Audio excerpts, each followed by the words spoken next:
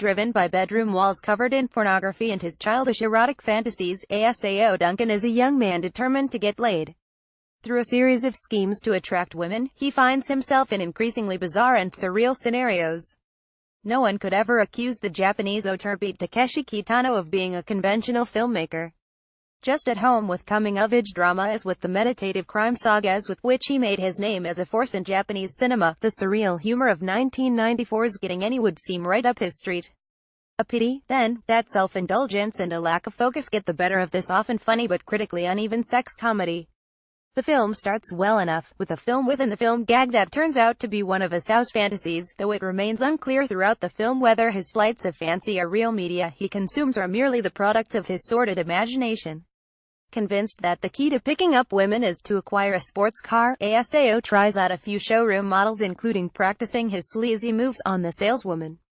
However, cash flow is a problem, so instead he plumps for a cheaper hatchback in fetching baby blue. Unsurprisingly, the car fails to attract the anticipated screaming hordes of ladies, which is just as well as soon after his car is crushed by a runaway lorry. Kitano's distinctive sense of comic timing cutting away just at the moment of payoff, deadpan line delivery serves Getting Any's early sequences well. The rhythmic timing of Asao's schemes, moving from buying cars to bungled bank robberies, are among the film's funniest sequences. At about the midway point, Asao, improbably mistaken for a Yakuza hitman, faces off against a rival crew, set to a rip-off of Michael Jackson's Beat It. The sequence hits the bullseye for its non-sequitur silliness, yet also marks the point at which the film starts to unravel. Asao's goal is all but forgotten in favor of a series of frivolous sketches sending up Ghostbusters, The Invisible Man and The Fly.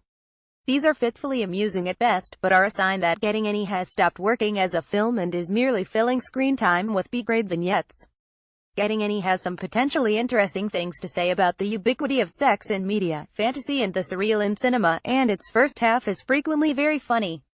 Yet it squanders much of this in the service of a silliness that, despite Kitano's consummate skill as a filmmaker, slowly morphs from charming to witless.